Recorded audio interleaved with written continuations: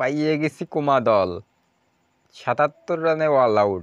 এ লিটন দা, এ সমু সরকার, পাইয়ে গেছি ও আমাদের গ্রুপই না শ্রীলঙ্কা? হ্যাঁ, শ্রীলঙ্কা তো আমাদেরই গ্রুপই। তো পাইয়ে গেছি কুমা দল, ৭৭ রানে অল আউট। আমরা করবো কয় রানের অল আউট? ও, বুঝেছি বুঝেছি। আমাদের আর অল আউট হবে না নে, আমরা জাগের সাথেই খেলি, তারা হয়ে যায় বাঘ আর আমরা হয়ে যাই বিড়েল। শ্রীলঙ্কা খেলতেছে সাউথ আফ্রিকার সাথে, ঠিক আছে? তো সাউথ আফ্রিকা তো বিরাট দল আমাদের। সাউথ আফ্রিকার সাথেও কিন্তু একটা খেলা আছে। তো যাই হোক, শ্রীলঙ্কারা ঠকে যাক, আজকে ঠকে যাক, মানে শ্রীলঙ্কাকে মনে হয় কোনো ফর্ম নেই, ঠিক আছে? আমরা হচ্ছে ওরা ৭৭ রানে অল আউট করেছে, আমরা করবো হচ্ছে ৫০ রানে অল আউট।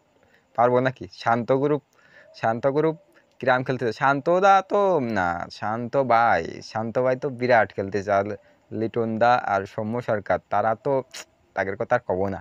যাই হোক, আমরা চাই যে আমাদের বাংলাদেশ জিতে যাই, মানে জিতে যাই সবসময় চাই।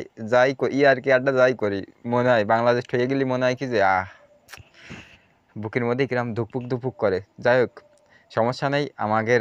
আজকে শ্রীলঙ্কা তো ঠকে যাচ্ছে, শ্রীলঙ্কারে পাঠা দিতে হবে বাড়ি।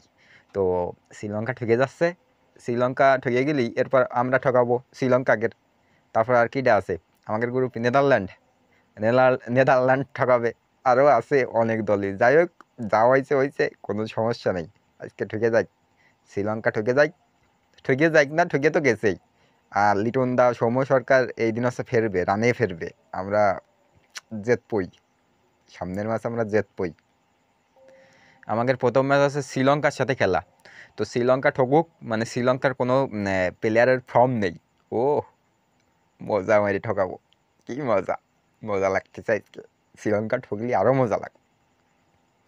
ধন্যবাদ ভিডিওটি পুরো দেখার জন্য।